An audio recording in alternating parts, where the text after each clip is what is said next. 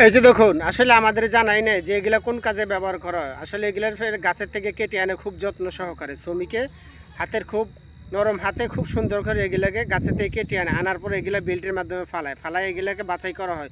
কোনটা ভালো, কোনটা খারাপ, কোনটা পচা এবং কোনটা রিজেক্ট করা, এগুলা সম্পূর্ণভাবে খুব সুন্দরভাবে বাছাই করা হয়। বাছাই করে এনে ব্যাস ২-৩ জন কর্মী এগুলাকে ভালো করে বাছে, ভালো মন্দগুলা যেগুলো ভালো সেগুলো রাখে, আর যেগুলো খারাপ ওগুলো ফেলে দেয়। ফেলে দিয়ে এগুলার বেল্টের মাধ্যমে ব্যাস চলে যায় অন্য একটা ধাপে, আরেক ধাপে যায়, ওখান থেকে গেলে ভালো করে ছেঁচা হয়। ছেঁচা এগুলাকে যে সুতা বাইর করার যে প্রক্রিয়া সেটাই এখানে করা হচ্ছে।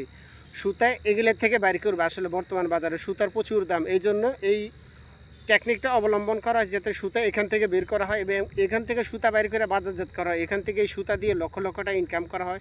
সেটা আমার আপনার আসলে ধারণা নেই, অথচ আমরা এই গাছগুলোকে ফেলে দেই এবং এগুলো কোনো কাজে লাগাই না, অথচ এরা এই সুতা এগুলো দিয়ে বানাচ্ছে এবং এগুলো কাজে লাগাচ্ছে। আসলে আমি আপনি কি করতেছি, আসলে আমাদের একটু চিন্তা ভাবনা করা উচিত। আমরা নতুন কিছু করার চেষ্টা করি যেমন এরা করতেছে, আসলে এদের সাথে সাথে আমরাও কিছু করার চেষ্টা করি। পুরো দেশবাসী হাতে আমরা চুপ করে বসে না থাকি, অবশ্যই ইউনিক কিছু করার চেষ্টা করি যাতে আমাদের দ্বারাও কিছু সম্ভব। আসলে আমরা করতে পারবো যদি আমরা চেষ্টা করি, মেধা বুদ্ধি সঠিক জায়গায় ব্যয় করি, অবশ্যই সম্ভব।